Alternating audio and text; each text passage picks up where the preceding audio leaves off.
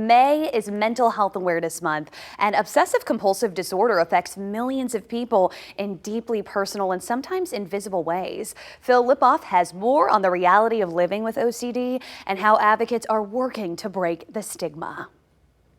Have you ever heard someone say, "I'm so OCD"? A phrase referring to obsessive-compulsive disorder, the mental health condition often mischaracterized and misunderstood. A lot of people mistake OCD for orderliness, and that's really not what it is. Dr. Sanjay Saxena, Director of Clinical and Research Affairs at the International OCD Foundation, says the most common misconception is that it's just a personality trait or quirk. OCD, as compared to those personality traits, is not helpful. And in fact, it can be really torturous at times. OCD can really significantly impact your quality of life, as it did, mine and my family's. Brooke Miller first started showing signs around age 8. My symptoms came in the form of primarily folding my dirty laundry before I placed it in the hamper.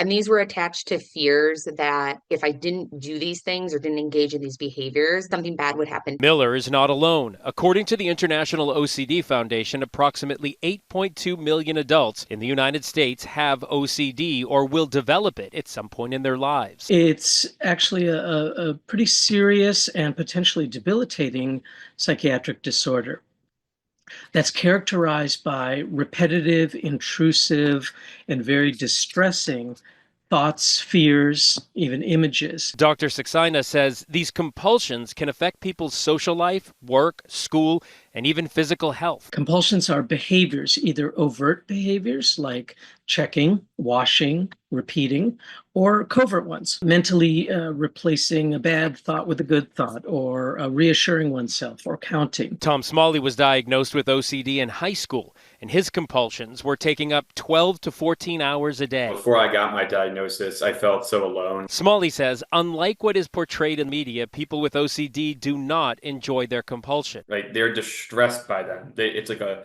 trap. And it could be anything as like picking my phone up, putting it down, brushing my teeth. Like I'd brush my teeth and my gums were like absolutely bleeding. Experts say breaking free from those cycles takes time, support, and often therapy. We have gotten to a point in our lives where we're able to live by our values and not what our OCD drives. And I'm not going to sit here and tell you I'm cured, because I'm not. This is probably going to be something that I struggle with for the rest of my life, but I have gotten my life back. Phil Lipoff, ABC News, New York.